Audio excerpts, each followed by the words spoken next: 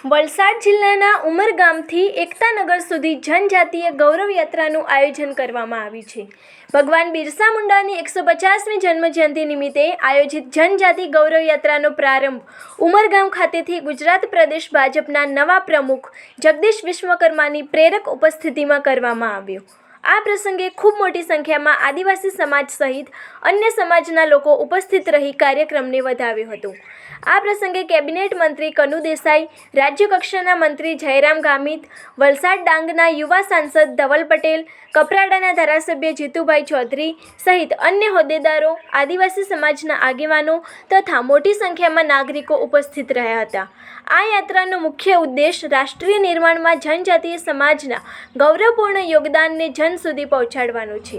આ મહોત્સવ અંતર્ગત રાજ્યભરમાં વિવિધ કાર્યક્રમો યોજાઈ રહ્યા છે।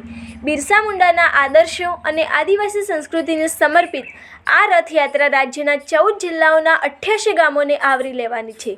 કાર્યક્રમમાં અનેક મહાનુભાવો અને મોટી સંખ્યામાં કાર્યકર્તાઓ ઉપસ્થિત રહ્યા હતા। વિધાનસભાની અંદર એક સભાનું પણ આયોજન કરવામાં આવ્યું છે। એ જ રીતે ભવ્ય રીતે લોકો ઉમળકાભેર આ યાત્રાની અંદર જોડાવાના છે।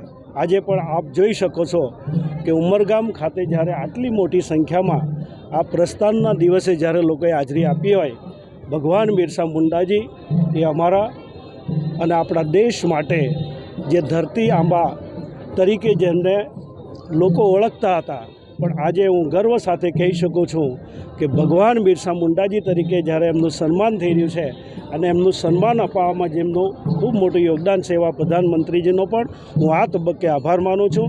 આજના દિવસે જે આ યાત્રા જન સુધી અમારા ભગવાન બિરસા મુંડાજીએ આ રાષ્ટ્રના નિર્માણ માટે જે કંઈ યોગદાન આપેલું છે એ વાત જન સુધી પહોંચે એ જ અભ્યર્થના સાથે મારી વાત પૂરી કરું છું।